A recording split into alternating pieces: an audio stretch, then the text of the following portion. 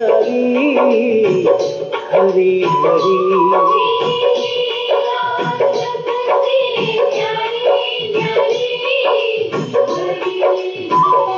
श्रीमन्नारायण नारायण हरि हरि जय जय नारायण नारायण हरि हरि श्रीमन्नारायण नारायण हरि ओम नमो नारायण ओम नमो नारायण। कथा प्रारंभ होता है। सुनो वीर हनुमान आसन आन विराजियो, पवन पुत्र बलवान सियावर रामचंद्र पद जय शरणम।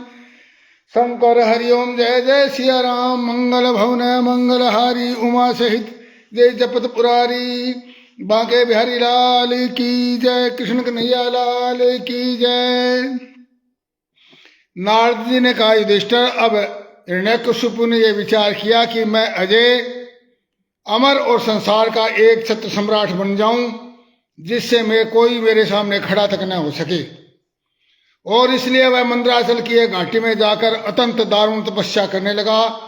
वहां हाथ ऊपर उठाकर आकाश की ओर देखता हुआ पैर के अंगूठे के बल पर पृथ्वी पर खड़ा हो गया। बहुत दिनों तक तपस्या करने के बाद उसकी तपस्या की आग धुएं के साथ सिर से निकलने लगी और चारों ओर फैल गई, तथा उसकी लपट से नदी और समुद्र खोलने लगे। द्वीप और पर्वतों के सहित पृथ्वी डगमगाने लगी। ग्रह और तारे टूट टूट कर गिरने लगे, मानो 10 दिशाओं में आग लग गई। और हिरण्यकशिपु की उस तपोमयी आग की लपट से स्वर्ग के देवता भी जलने लगे। तब उन्होंने घबराकर ब्रह्मा जी से प्रार्थना की, हे ब्रह्मा जी, हम लोग हिरण्यकशिपु के तप की ज्वाला से जल रहे हैं। भगवान आप सब कुछ जानते हैं, फिर भी हम आपकी ओर से ये निवेदन कर देते हैं कि ये किस अभिप्राय से घोर तपस्या कर रहा है हिरण्यकशिपु।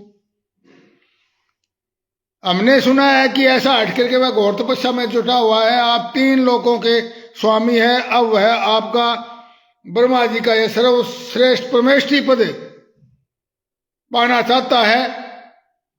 और यदि ये उसने प्राप्त कर लिया तो सज्जनों पर संकटों का पहाड़ टूट पड़ेगा। मोनू शर्मा जी राधे राधे। युधिष्ठिर जब देवताओं ने भगवान ब्रह्मा जी से इस प्रकार निवेदन किया, तब वे भृगु और दक्ष के आदि प्रजापतियों के साथ आश्रम पर गए। हिरण्यकशिपु के देखा कि पहले तो वो उसको देख ही नहीं सके, क्योंकि उसके ऊपर दिमक की मिट्टी, घास और बांसों से उसका शरीर ढक गया था। चींटियां उसका मैदा, चौथा मांस और खून चाट गई थी। बादलों से ढके हुए सूर्य के समान वह अपनी घोर तपस्या के तेज से लोगों को तपा रहा था। ब्रह्मा जी ने कहा, बेटा उठो, तुम्हारा कल्याण हो। तुम्हारी कश्यप नंदन, तुम्हारी अब तपस्या सिद्ध हो गई है। तुम्हारी इच्छा हो बेखटके मांग लो।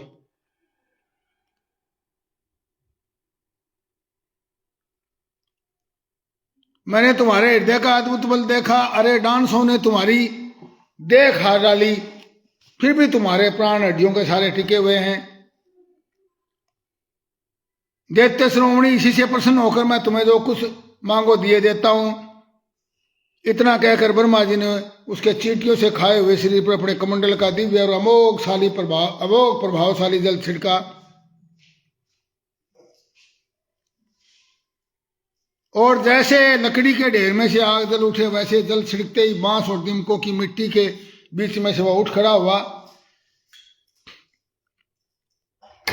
वह नवयुवक होकर उठ खड़ा हुआ। वो अपने सामने ब्रह्मा जी देखा। हिरण्यकशिपु ने कहा, और हिरण्यकशिपु ने उनको प्रणाम किया, नमस्कार किया और गदगद वाणी से उनकी स्तुति करने लगा।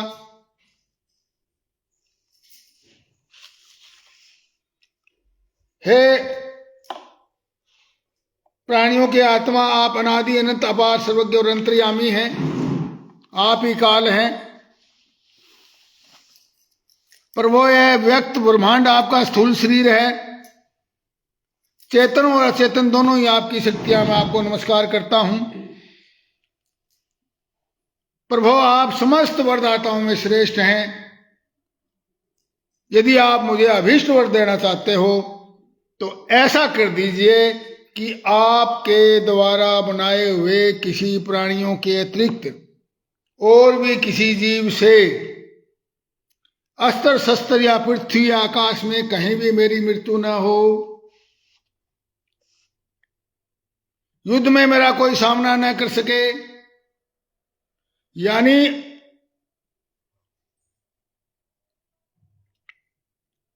किसी प्राणी से, चाहे वो मनुष्य हो, पशु हो, प्राणी हो, अप्राणी हो, देवता या दैत्य अथवा नाग आदि, किसी से भी मेरी मृत्यु ना हो।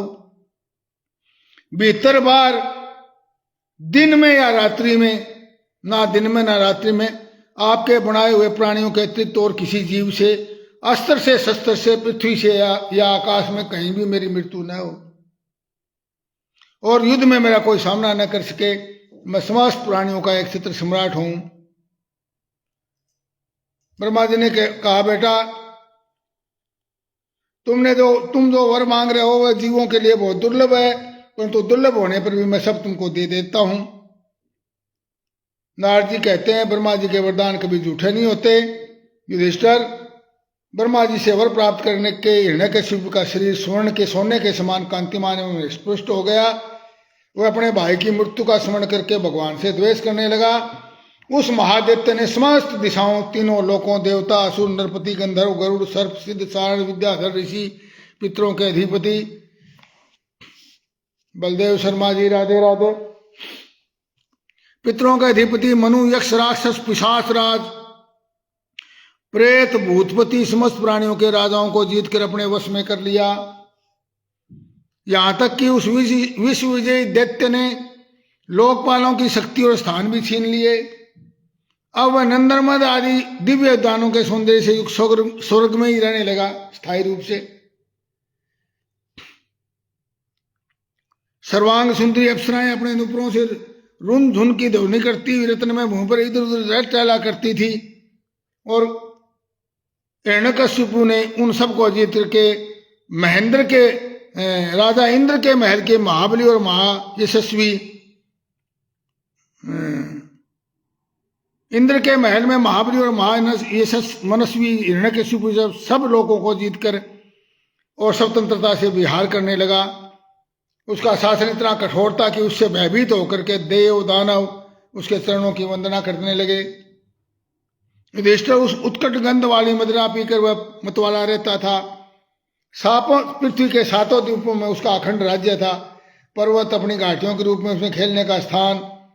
वह अकेला ही सब लोकपालों के विभिन्न गुणों को धारण करता। युधिष्ठिर इस रूप में भी वह भगवान का वही पार्षद है जिसने सनकादि को श्राप दिया था, ये वही है।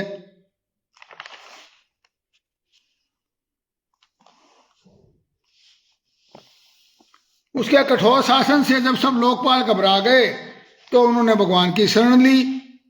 भगवान का जहां निवास था श्री जगदीश सर्वेश्वर सर्वात्मा जगदीश्वर श्री हरि का, वहां पर गए वो परम धाम में। साधुओं को अभय देने वाली उनको एक वाणी सुनाई दी। उनका, श्रेष्ठ देवताओं डरो मत, तुम लोगों का कल्याण हो। इस नीच दैत्य की दुष्टता का मुझे पहले से ही पता है और मैं इसे अवश्य मार डालूंगा। नारद जी कहते, सबके हृदय में ज्ञान का संचार करने वाले भगवान ने जब देवताओं को आदेश किया तो उनका सारा उद्वेग मिट गया। वो उन्हें प्रणाम करके वापस लौट आए और उन्हें ऐसा मालूम होने लगा कि अब हिरण्यकशिपु समझो मर चुका।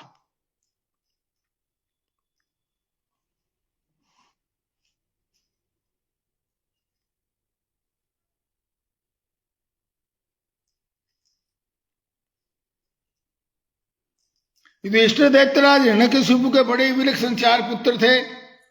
उनमें से यूं तो प्रहलाद सबसे छोटे थे, परंतु गुणों में सबसे बड़े थे। वे बड़े लोगों के चरणों में सेवक की तरह झुककर रहते थे। उनमें आसुरी संपत्ति का लेस मात्र भी नहीं था, हालांकि जन्म असुर में था। युधिष्ठिर प्रहलाद बचपन में ही खेल कूद छोड़कर भगवान के ध्यान में जड़वत तन्मय हो जाया करते, इसलिए सोते बैठते खाते पीते चलते फिरते बातचीत करते समय उन्हें ऐसा लगता कि जैसे भगवान उन्हें आलिंगन में लेकर के गोद में लेकर के घूम रहे हैं। कभी कभी उनकी लीला चिंतन में इतने तल्लीन हो जाते कि अपनी याद नहीं रहती। युधिष्ठिर प्रहलाद भगवान के परम भगत, परम प्रेमी और परम भाग्यवान उच्च कोटि के महात्मा थे। हिरण्यकशिपु ऐसे साधु पुत्र को अपराधी बतलाकर उसकी अनिष्ट करने की चेष्टा करने लगा। युधिष्ठिर ने पूछा, नारद जी आपका वर्तखंड है, हम आपसे यह जानना चाहते हैं कि हिरण्यकशिपु ने पिता होकर भी ऐसे शुद्ध हृदय महात्मा पुत्र से द्रोह क्यों किया। नारद जी कहते हैं, युधिष्ठिर दैत्यों ने भगवान शुक्राचार्य को अपना पुरोहित बनाया था। उसके दो पुत्र थे, संड और अमर्क। वे दोनों राजमहल के पास रह करके हिरण्यकशिपु के द्वारा भेजे हुए नीति निपुण बालक प्रहलाद को और अन्य दैत्य बालकों को पढ़ाया करते थे। प्रहलाद गुरु जी का पढ़ाया हुआ पाठ सुन लेते और उसे जो का तो सुना दिया करते, किंतु वो उसे मन से अच्छा नहीं समझते थे। एक दिन हिरण्यकशिपु ने अपने पुत्र प्रहलाद को बड़े प्रेम से गोद में लेकर कहा, बेटा बताओ तो सही तुम्हें कौन सी बात अच्छी लगती है। प्रहलाद ने कहा, सुबे सिंह जी राधे राधे। प्रहलाद ने कहा, पिताजी संसार के प्राणी मैं और मेरे झूठे आग्रह में पड़कर सदा दुखी रहते हैं, और ऐसे प्राणियों के लिए मैं ठीक समझता हूं कि वो अपने अथय पतन के मूल कारण घास से ढके हुए अंधेरे कुएं के समान इस घर को छोड़ करके वन में चले जाए और भगवान श्री हरि की शरण दें। बांके बिहारी लाल की जय। नारद जी कहते हैं, प्रहलाद जी के मुंह से शत्रु पक्ष की प्रशंसा सुन करके हिरण्यकशिपु हंस पड़ा। उसने कहा, दूसरों के बकाने से बच्चों की बुद्धि जो बिगड़ जाया करती है। जान पड़ता है गुरु जी के घर पर विष्णु के कुछ पक्षपाती ब्राह्मण बच्चे भेष बदल कर रहते हों। तब पुरोहितों ने दैत्यों ने प्रहलाद को गुरु जी के घर पहुंचा दिया। तब पुरोहितों ने उसको पुचकार के फुसलाकर मधुर वाणी से पूछा, बेटा प्रहलाद तुम्हारा कल्याण हो, झूठ मत बोलना, बताओ तो बेटा, हम तुम्हारे गुरुजन यह जानना चाहते हैं कि तुम्हारी बुद्धि स्वयं में ऐसी हो गई है या किसी ने सचमुच तुमको बहका दिया है। प्रहलाद ने कहा, जिन मनुष्यों की बुद्धि मोह से ग्रस्त हो रही है उन्हीं को भगवान की माया से यह झूठा दिखाई दे रहा है। यह अपना है और यह पराया है। उन मायापति भगवान को मैं नमस्कार करता हूं। वे भगवान जब कृपा करते हैं तब मनुष्यों की पार्श्विक बुद्धि नष्ट हो जाती है। बांके बिहारी लाल की जय।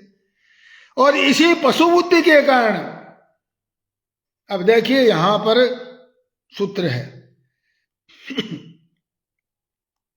ये मैं हूं, ये मुझसे, ये दूसरा है कोई सामने वाला। ये बुद्धि जो है ये पशु बुद्धि है, पार्श्विक बुद्धि, अज्ञान बुद्धि, यह झूठा भेदभाव है। वही परमात्मा वही आत्मा है। अज्ञानी लोग अपने और पराये का भेद करके उसी का वर्णन किया करते हैं। गुरुजी जैसे चुंबक के पास लोहा स्वयं खींचा चलाता है, वही से ही चक्रपाणी भगवान की स्वच्छंद इच्छा शक्ति से मेरा चित्त भी संसार से अलग होकर भगवान की ओर खींचा चला जाता है। बांके बिहारी लाल की जय। नारद जी कहते हैं, परम ज्ञानी प्रहलाद अपने गुरु जी से इतना कहकर चुप हो गए। पुरोहित बेचारे राजा के सेवक और अपराधीन थे, वे डर गए और प्रहलाद को झिड़कर कहा, रे कोई मेरा बैंत लाओ, या कोई कीर्ति में कलंक लगा रहा है। गुरु जी ने तरह तरह से डांट बट कर प्रहलाद जी को धमकाया और अर्थ धर्म एवं काम संबंधी शिक्षा दी। कुछ समय के बाद जब गुरु जी ने देखा कि प्रहलाद ने साम दान भेद दंड के संबंध में सारी बातें जान ली हैं, तब वे उनकी माँ के पास लेकर गए। माता ने बड़े लाड प्यार से उसको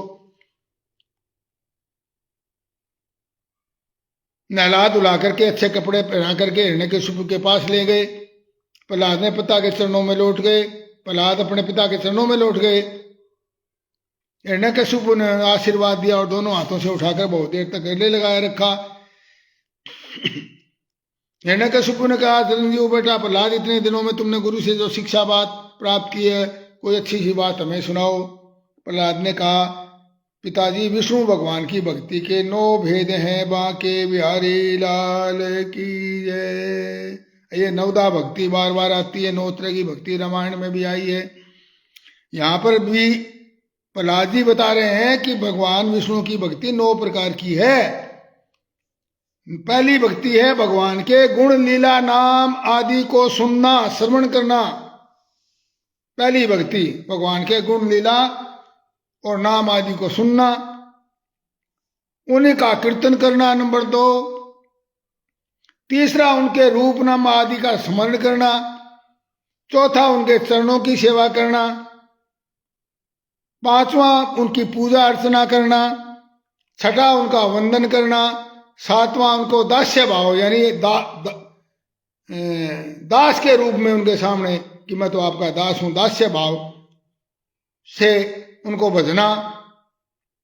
सख्य उनको मित्र समझना, सख्य सखा। और आत्म निवेदन और अपने समान समझना। आत्म निवेदन का मतलब अपने समान समझना। यदि भगवान के प्रति समर्पण के भाव से ये 9 प्रकार की भक्ति की जाए तो उसी को मैं उत्तम अध्ययन समझता हूं। सुनकर के क्रोध के मारे हिरण्यकशिपु के ओंठ फड़कने लगे। उसने गुरुपुत्र से कहा, अरे नीच ब्राह्मण, ये तेरी कृषि करतूत दुर्बुद्धि, तूने मेरी कुछ भी परवाह न करके इस बच्चे को कैसी निस्सार शिक्षा दे दी। गुरुपुत्र ने कहा, हे इंद्र सत्रो, आपका पुत्र जो कुछ कह रहा है वह मेरे या किसी के बहकावे में नहीं कह रहा, ये तो इसकी जन्मजात स्वाभाविक बुद्धि है। बांके बिहारी लाल की जय। अब देखिए यहां पर भी ये सूत्र है कि जो आदमी जिसकी जैसी स्वाभाविक बुद्धि होती है, जन्मजाति होती है, वो प्रारब्ध के कारण पिछले जन्म में जो उसको जैसा उसने किया था उसी का फल भोग करके उसको जो भी बुद्धि, जो भी जहां उसको जन्म मिला है, जिस कर्म मिला है, कार्य मिला है, वो पिछले प्रारब्ध के कारण है। इसकी जन्मजात स्वाभाविक बुद्धि है। आप क्रोध शांत कीजिए, व्यर्थ में हमें दोष ना लगाइए। नारद जी कहते हैं, जब गुरु जी ने ऐसा उत्तर दिया तब प्रहलाद ने पूछा, रे क्यों रे, अहित करने वाली खोटी बुद्धि तुझे गुरुमुख से नहीं मिली तो बता कहां से प्राप्त हुई। प्रहलाद ने कहा, पिताजी संसार के लोग तो पिसे हुए पिस रहे हैं, चबाए हुए को चबा रहे हैं, पिसे हुए को पीस रहे हैं। उनकी इंद्रिया वश में न होने कारण वे भोगे विषयों को फिर भोगने के लिए संसार रूप घोर नरक की ओर जा रहे हैं। ऐसे गृहासक्त पुरुषों की बुद्धि अपने आप किसी के सिखाने से अथवा अपने ही जैसे लोगों के संग से भगवान कृष्ण में नहीं लग सकती। ऐसे लोगों की तो बुद्धि लग ही नहीं सकती। जिनकी बुद्धि भगवान के शरण कमलों का स्पर्श कर लेती है उनके जन्म मृत्यु रूप अनर्थ का सर्वसा नाश हो जाता है। बांके बिहारी लाल की जय। प्रहलाद जी इतना कहकर चुप हो गए। हिरण्यकशिपु ने क्रोध के मारे अंधा होकर उसे अपनी गोद से उठाकर भूमि पर पटक दिया। प्रहलाद की बात को सहन नहीं कर सका। दैत्यो इसे यहां से बाहर ले जाओ और तुरंत मार डालो। दीपक शर्मा जी राधे राधे। यह मार डालने योग्य है, देखो तो सही, जिसने इसके चाचा को मारा हिरण्याक्ष को, यह उसी विष्णु के चरणों की पूजा करता है।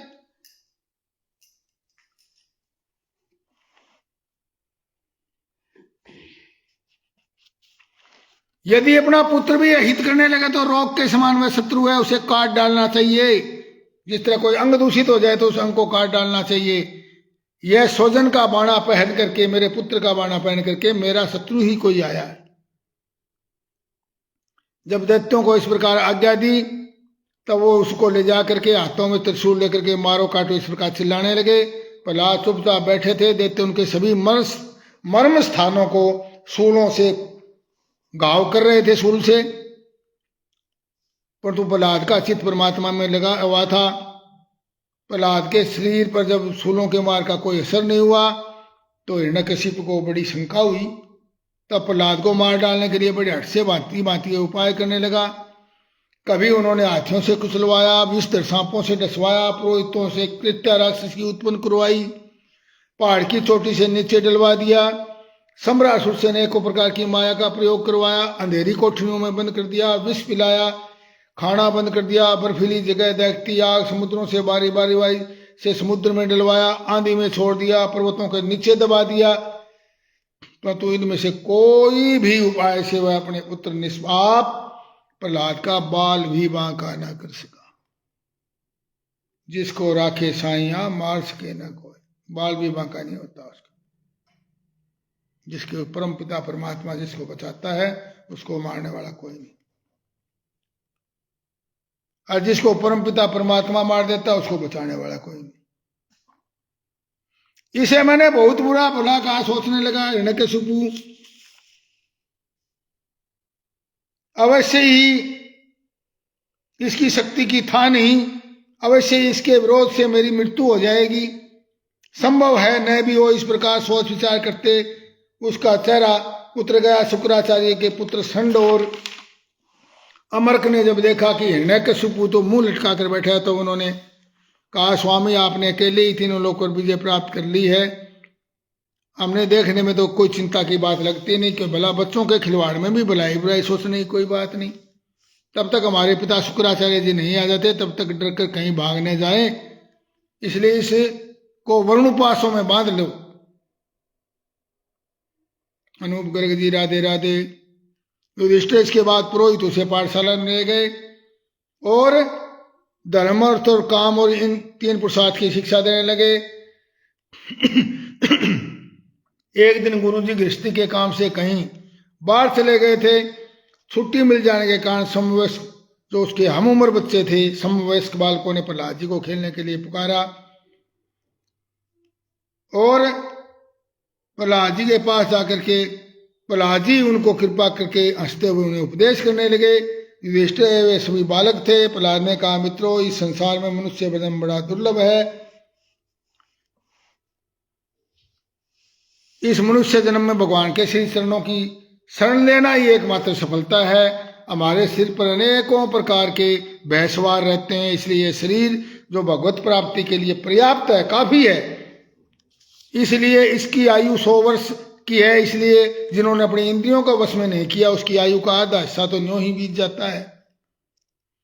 दैत्यवाल को जिनकी इंद्रियां वश में नहीं, उसका कौन सा पुरुष ऐसा होगा जो गृहस्थी में आसक्त और माया ममता की मजबूत फांसी में फंसे हुए अपने आप को उससे छुटे रहने का साहस कर सके। जो अपने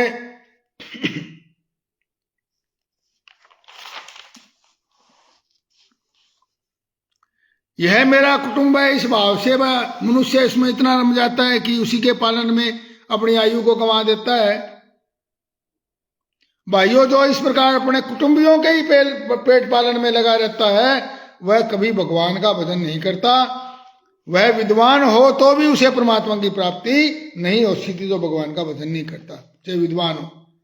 वे अंतर्यामी परमात्मा ऐश्वर्यों की खान, समस्त सौंदर्य और माधुर्य और ऐश्वर्यों की खान है।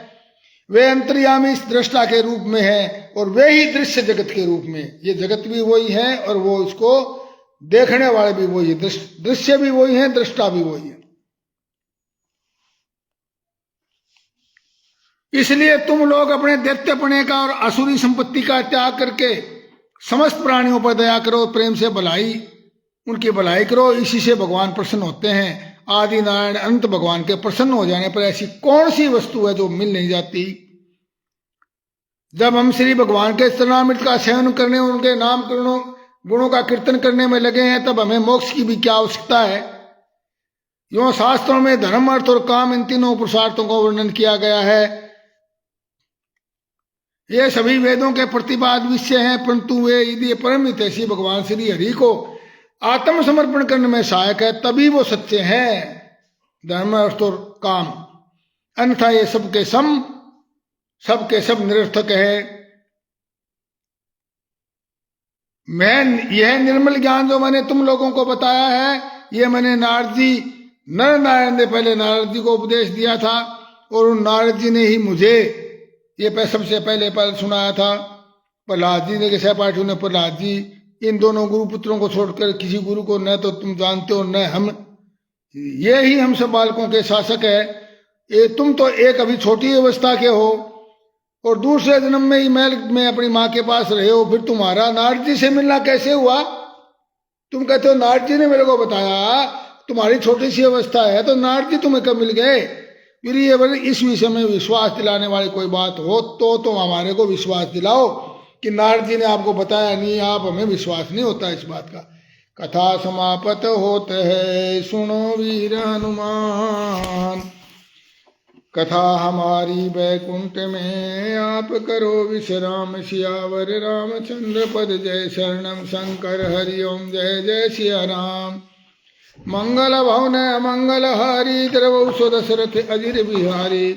दीन दयाल विरद संभारी, हरहु नाथ मम संकट भारी। जय सिया राम जय जय सिया राम, जय सिया राम जय जय हनुमान। बांके बिहारी लाल की जय, कृष्ण कन्हैया लाल की जय हो। नारायण हरे नारायण हरे नारायण हरे। देवेंद्र शर्मा जी राधे राधे।